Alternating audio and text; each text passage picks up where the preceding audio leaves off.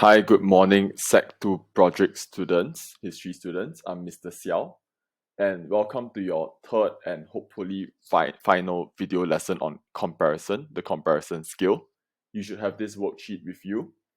And hopefully the audio will be a bit better than for video 2 because I have just rescued my earphones from the washing machine, and so I don't have to use these headphones anymore. Recall that in our worksheet on page 1, we have the writing frame, and we said that a similarity is a set of combined inference, is a single combined inference that would be explained, and difference is a set of contrasting inferences that would be generated from a criterion, and also that these inferences would be explained. And once you've established the combined inference and the contrasting inferences, we would use the evidence from both sources to support the inferences we've drawn out, whether it's a single combined inference for the similarity, or if it's a set of contrasting inferences, explain for the difference. And so this one box on the first page is your go-to writing frame for any comparison question all the way to O level. We have covered everything in page 1, 2, 3, and 4 for videos 1 and 2. And so I want to jump to page 5. And on page 5, recall that we have 2 last questions to complete about the Hockley bus riots, the sources on the Hockley bus riot. So let's look at question 4. How far do sources C and D agree? And I want you to think about what's the command word. What's the command word? Highlight it. The command word is agree. And since the command word is agree, in other words, my ATQ would be agree, disagree. Sources C and D. So source D is right here.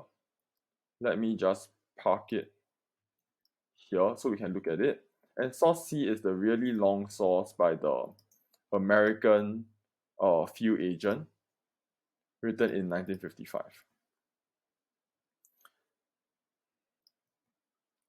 So once again, as what we have been doing for the previous sources, can we start by looking at the sources and highlighting the evidences we think showcase the agreement and disagreement? Source C is the source that blames the workers and students, right? Do you remember that? That was the intent of the source. And source D is the interview with Otto Fong, interview with the son of the union leader.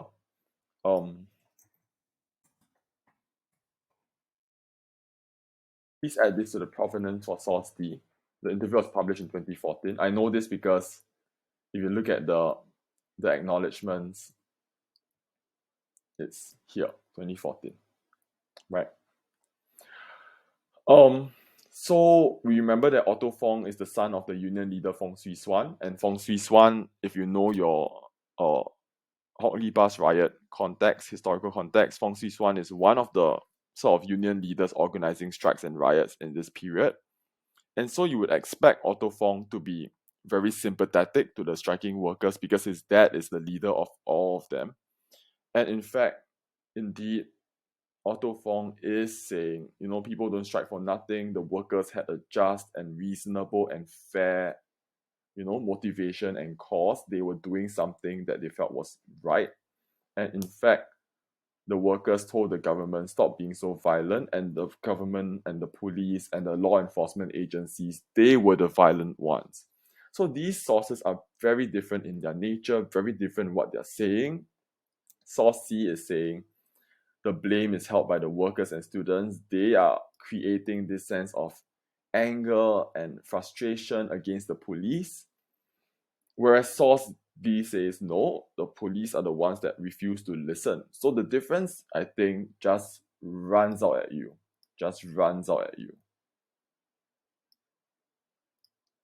And the difference, I think, at this point, you would be very familiar. It's probably something like, who is to blame? So this one says the workers are to blame, and this one says the police are to blame. Okay, clear. So where's the similarity? The similarity is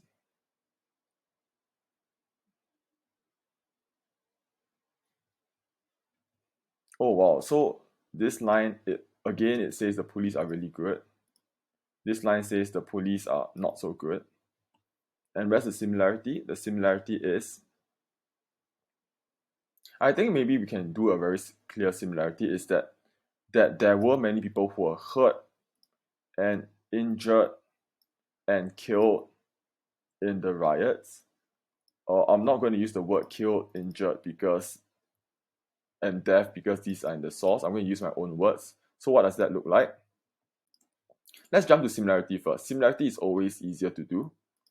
But in this case, the command word is not similarity, it's agree, disagree. So I'm going to craft it exactly as how I should answer a question in the exam.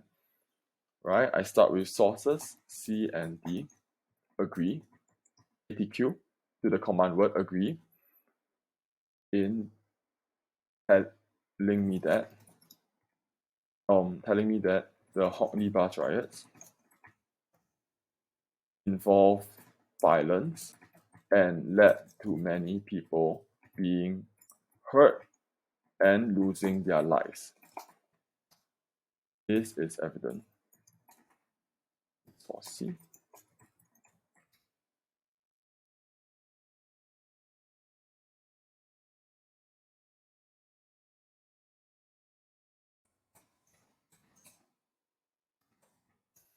Notice something as I'm writing out the answer. Notice that I am actually using different highlight colors to do the comparison question, right? I use the yellow highlight here to do the similarity, which is many people are being hurt and losing their lives. And I use the green highlight to show the difference. We could do who is to blame. We could do whether the police were reasonable or unreasonable. I think what you could do also is to take a leaf out of this trick and to bring two highlighters to the exam, because once you highlight your evidence in this way for the comparison, similarity in one color, difference in another, I think your writing out the answer for the exam would be much easier for you. The cognitive load will be lower. So we have done our similarity. Let's do our difference. And in fact, okay, I'm just going to do a difference paragraph first. Sources C and D. I can't say difference. The command word is agree. I must use the answer disagree. And then after ATQ is criteria in terms of, so I have two choices. I could say who was to blame. I could also say whether the police were reasonable. So since I've done who was to blame for the previous sources, let's try this new criteria. Whether the police were reasonable in their response to the striking labours. Source C. I want you to now use this criterion, pause the video, and try it yourself. Try writing this difference on your own. Maybe take about 5 to 10 minutes, pause the video here, and try. I hope you did that because this is your best chance to practice before the exam practice. So source C tells me that the police were reasonable, right? They have to be reasonable. Source C is a sympathetic one in their response, in handling the riots.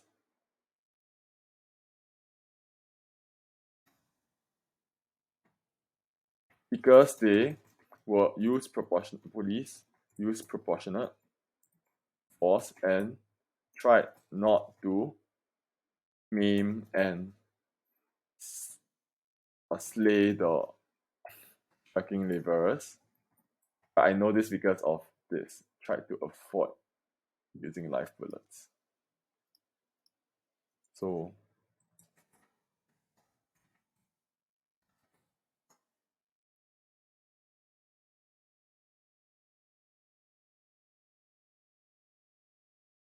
whereas source D tells me that the police were not reasonable in their response to the striking labourers. Because the police continued to use violent methods and tools to suppress the labourers who had legitimate concerns and were protesting peacefully. Source C, and from source D, which states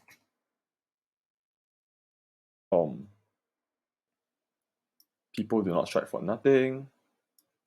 The union warned the government, yet the hoses were used. Yeah. Okay. So I have my agree and my disagree. Let me just make this a bit smaller so I can capture it on one page.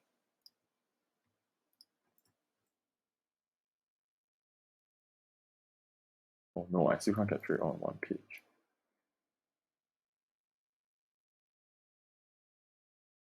If I move it next page. Let's see. Okay, let's do this. So I have my agree and disagree, right?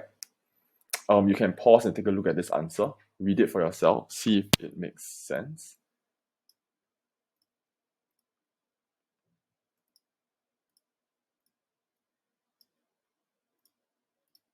Pause to get it, see if it makes sense. Okay, and I want to do the purpose. I'll give myself 2 minutes to do this purpose comparison. So we said that these sources were very different, right? The nature of these sources, the way they are angling the sources, and in fact, everything about the provenance is different. One is in 1955, one is in 2014. One of them has the audience American universities. One of them is talking to Singaporeans. One says the police are not to blame. One says the police are to blame.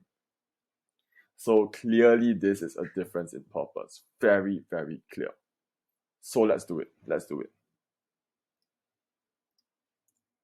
Remember VAMO 1, VAMO 2, right? And ATQ. Start with ATQ. Sources C and D are disagree in their purpose. Source C wants to. Okay. We said that source C was the report by the American field agent, right? So wants to inform the American universities. For the interest of time, I'm not going to label V1, A1. I want you to be so familiar with purpose that you can see what I'm doing. Verb 1, audience 1. Message 1, that the police were reasonable because they tried not to maim and slay the striking laborers. Message 1, evidence from source C. And then outcome 1. This is done so that I need to use the audience for the outcome. The American universities would have a good understanding of the riots, perhaps have a good understanding of the conditions and riots in Singapore. We can actually use the answers on the previous page. Clear insight and better understanding towards the spread of communism around the world. Of the labor unrest, the conditions and riots in Singapore, and have a better understanding to the spread of communism. Okay, that's what the Americans want to find out about, the communism. Source D wants to, we talked about this in video 2, wants to convince Singaporeans that the audience that the police were not reasonable because the workers were the ones that were reasonable. Message 2. This is evident in source D.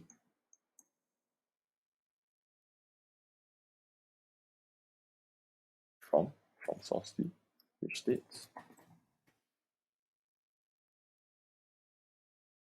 this is done so that Singaporeans would have a better opinion um of the union leaders and workers from the 1950s and would instead blame the police for the violent riots. Thus, the historical legacy of Fong Swee-suan and the workers, the striking workers, would be improved and they would look good. It's a fight over history, right? Who is to blame? Who looks good? Purpose answer is done. It's a different disagree in purpose. I can just drop this. And so this would be a 3-paragraph answer. Agree in combined inference, disagree in purpose. That's it. Can we, okay, pause this video, write down the answer if you need to, read through the answer, and see how we did it. Reflect on how we determined that this was a difference in purpose. Think about how we converted our difference in content into a difference in purpose. We added in the verb, the audience, and the intended outcome for both sources.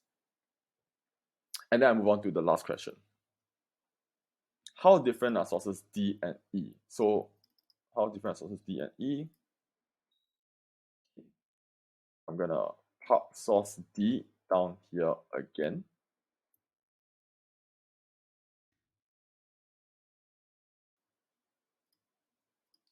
What's the command word for this question? What's the command word? It's different, right? And how do we ATQ for this command word different? We need to write similar, different. I think this is getting more and more familiar as we do each question 1, 2, 3, 4, 5. And you know what's coming up. What's coming up, we're going to read the sources and we're going to look for the similar and different. We're going to highlight and we're going to then craft our combined inference and our contrasting inferences. So let's look at it. Source D, we have read it multiple times. It's the sympathetic Otto Fong. He wants to make his father look good. Okay. Blame the police. It's not the workers. The workers had a good reason. Okay. Source E. Oh, so source E goes back to the time itself, 1955. It's a article. It's a news article. It's called Unconditional Surrender. Okay. That brings back some memories of the fall of Singapore. Why is the article called Unconditional Surrender? What's going on? Who is surrendering to whom? The strikers have won on every point. Reinstatement. So reinstatement, okay, it means that people who were fired get their jobs back. That's what reinstatement means. So you can write this in your worksheet. Perhaps it will help you understand this source better. Reinstatement of the dismissed workers, pay for the whole period. Oh, the company will pay workers even during their strike. The company agreed to pay them for striking against the company. Okay. Agreement, industrial dispute. Any dispute normally means compromise. This sentence is quite clear, right? When two people argue, when two people fight, when they quarrel, normally the outcome is that each person, gives in a little bit, and they reach a middle ground. But in this case, in this agreement, there's precious little compromise. The surrender by the company is complete. So the company just gave the workers everything they want. To be respected by the public, a responsible trade union must condemn any resort to violence. What does this sentence mean? It's trying to say that, a good trade union, a good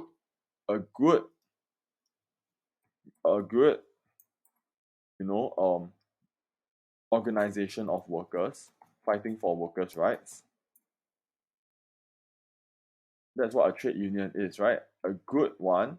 It would not use violence. It would not be fighting on the street, would not go against the law. But in Singapore, these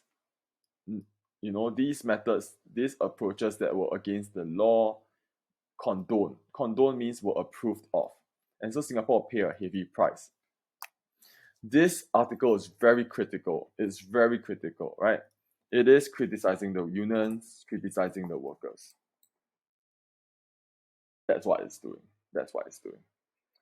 So the difference is again very clear, right? Because this is whitewashing the unions and workers, blaming the police. Whereas this is criticizing the unions, the workers for being, for being very stubborn, intransigent, but demanding everything. They want everything. They want to be paid for their strike. They want their jobs back. The company cannot even be allowed to have any of the company's needs met. That's what this article is going for. I think the difference is so obvious, so clear. And in fact, you notice that they are in different time periods, that clearly this question would be a difference in purpose. So let's do our highlighting. Where's the similarity? The similarity is that I think we see that the bus company did take some initial actions. They fired the employees, and in this part, they fired the employees. The workers were dismissed. In other words, I think the similarity is a bit tricky, but it's here that the riot started when the companies fired the employees. So let's do that. Again, command word is different, so we must write similar and different. Sources D and E are similar in telling us that the Hock-Lee bus riots originated from the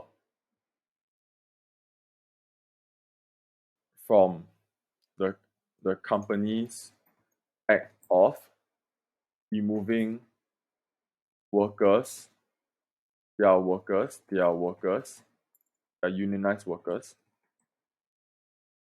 from their jobs, unionized employees, which provoked a strong and furious response from the unions and employees. This is evident. A combined inference. Source states.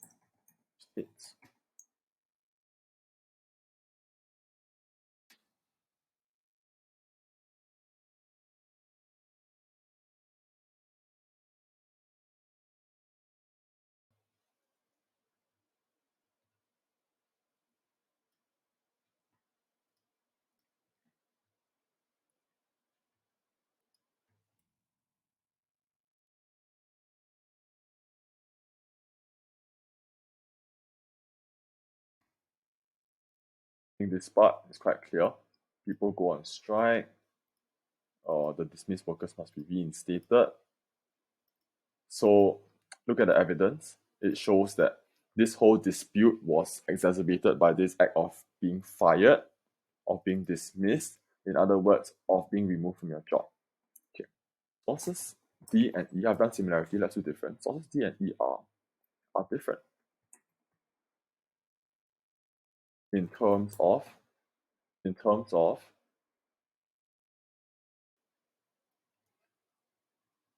whether I think here it's quite clear whether the trade unions and laborers were just and fair in their approach to the dispute. Can I use the word dispute? No. In the word dispute comes here. What's another word for dispute? In the conflict with the company. Right? Source D tells me that the trade unions and laborers were just and fair because because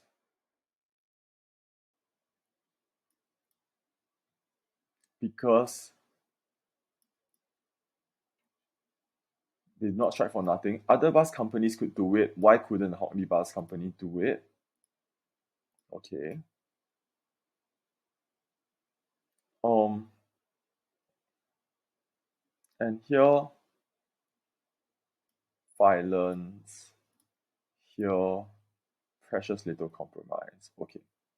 So what we can gather is the trade union was unfair because their demands would have been met by uh, uh, uh, business organ by the business by similar business organizations. Singapore, right? This is here. Other bus companies would have negotiated, so their demands would have been met. Whereas source E tells me that the trade unions and laborers were not just and not fair because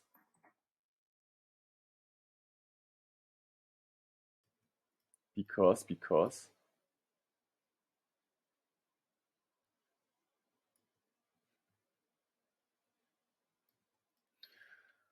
because the trade unions and laborers refuse to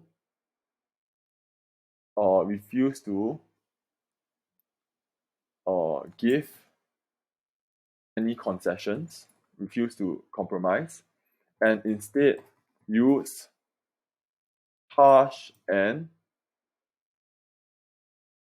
harsh and uh, violent actions, resort to violence, harsh actions that broke the law, that flouted the law, harsh actions,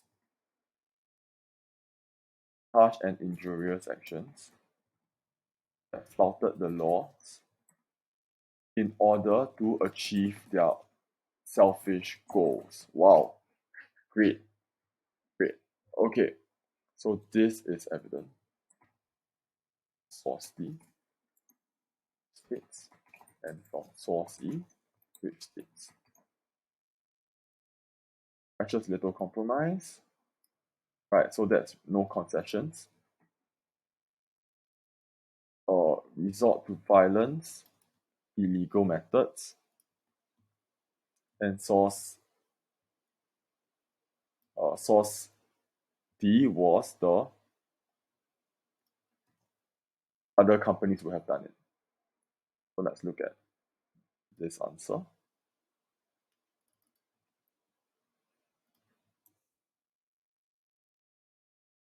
Read the answer for yourself. Are you satisfied? Are you satisfied? How different are sources D and E? Sources D and E are similar in telling us that Hockney bus riots originated from the company's act of removing the unionized employees from their jobs, which provoked the strong and furious response from the unions and employees. Evidence from source D where the Hockney bus company ignored the union and fired the union employees.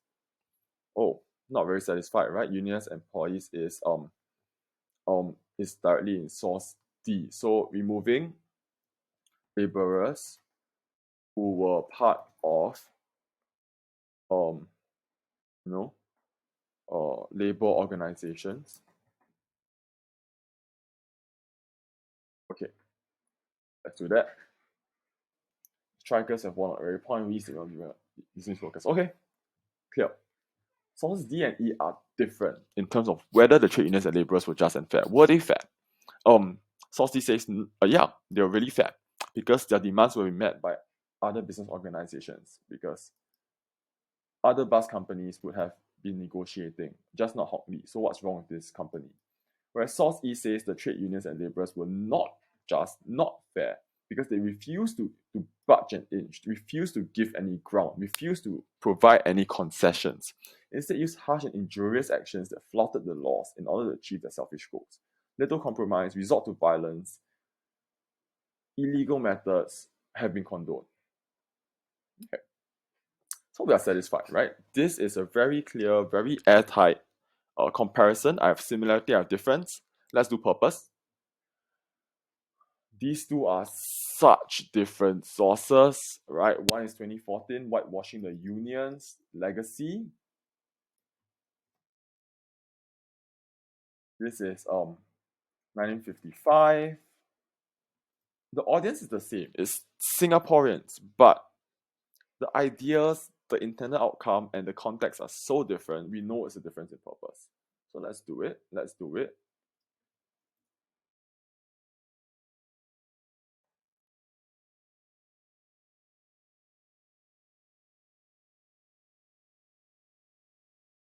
Wants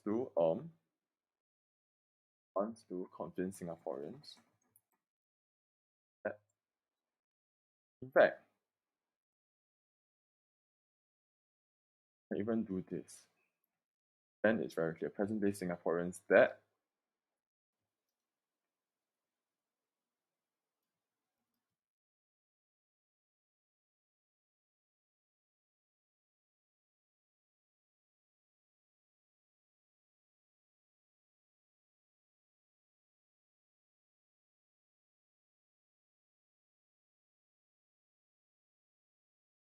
would be supportive of the workers and unions from the past, blame the government and police for the riots. Thus, the historical legacy of Fong Swee-suan and his union and the unions would be whitewashed and cast in a better light.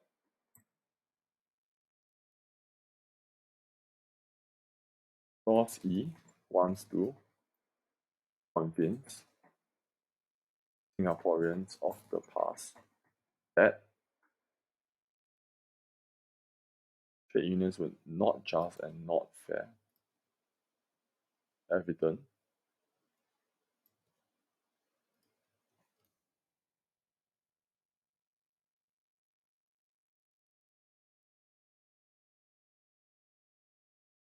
and then done so that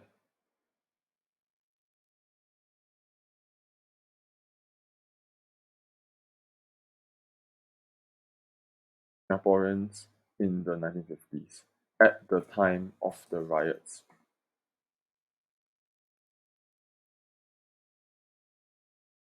what would they do?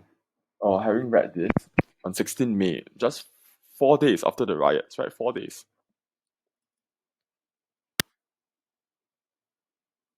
4 days after the riots, the Singaporeans would pay a heavy price, would not support the unions, not support the illegal actions of the unions.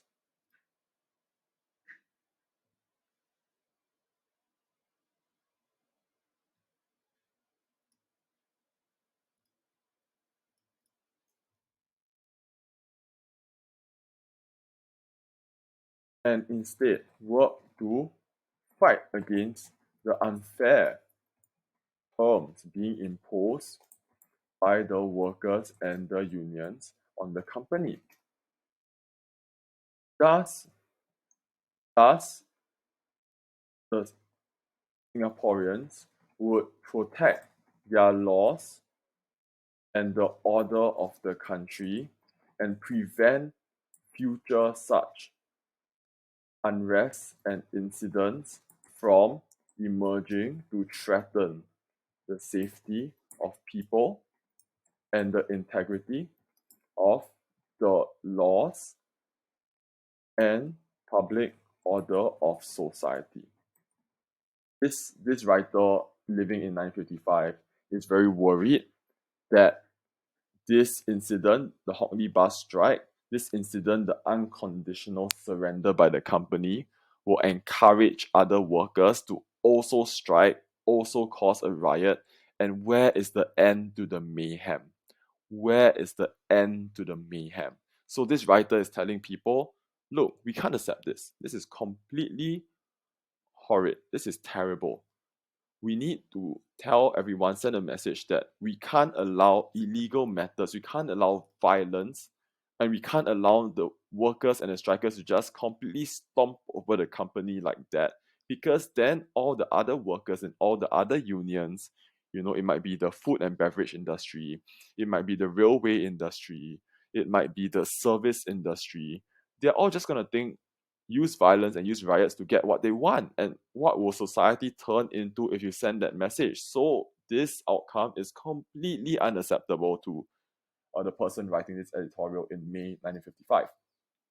And can you see, actually there could be a second audience? What is the other audience I could have done? I could have written a second audience like this to criticize labor unions and workers. And I would just change this: labor unions and workers realize that their demands were overboard and their actions were unacceptable to the public at large. It thus,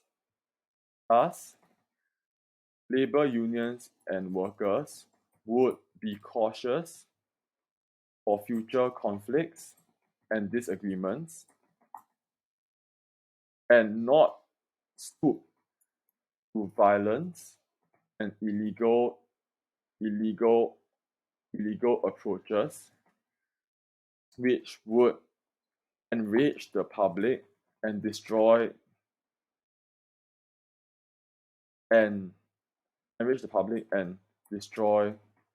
public order. This would ensure a better dispute resolution mechanism, a better environment for resolving future industrial arguments and disputes, and make Singapore a safer place. This could be a second audience, second outcome. Okay, two things. One, can I just, so maybe I'm just gonna propose this. You can pause this to take a read at how we did this, but in fact, can I just focus on these three paragraphs? Pause and look at these three paragraphs. I think these three paragraphs would be very, very strong, a very strong comparison answer, which are based on the two sources. So pause and look at how we analyze these sources. Pause and look at how we did these answers. Read through, see if you understand. That's the first thing, how we crafted these answers. The second thing, and I'm ending the video on this last second thing, is this. In this set of 5 sources, when I did the comparison of purpose for questions 2, 3, 4, and 5, it turned out that the purposes of the sources we looked at were always different. It turned out this way. I just want to remind you that now that we have practiced difference in purpose 4 times, you are familiar with the difference in purpose. Please read through and think about what a similarity in purpose might look like. It would look like this. It would be sources that have roughly the same time period. They are published in the same time. They're looking at the same audience, and they want the audience to do the same thing. They have a similar intended outcome. That is a similarity in purpose. And I'm just going to say that for the mid-year exam, don't assume it must be a difference in purpose. It could really be a similarity in purpose. And if it was a similarity in purpose for the mid-year exams comparison question, you would write the first paragraph as a similarity in purpose, similar because both sources want to, and then go for your VAR mode. Alright, verb, audience, message, outcome. And you write the difference in content, the difference in terms of what, and the contrasting inferences. That's how you would do it. Again, if it's a similarity in purpose,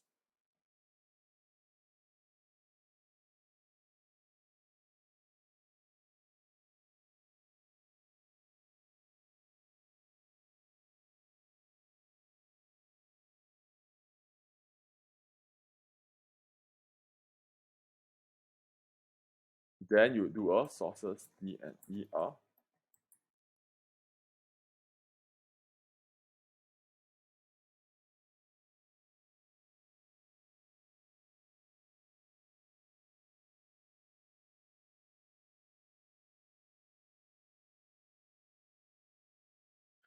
So this is your question 5 answer. It's your similar in content, difference in purpose. But for mid-year, if you judge that it was a similarity in purpose, that is similar,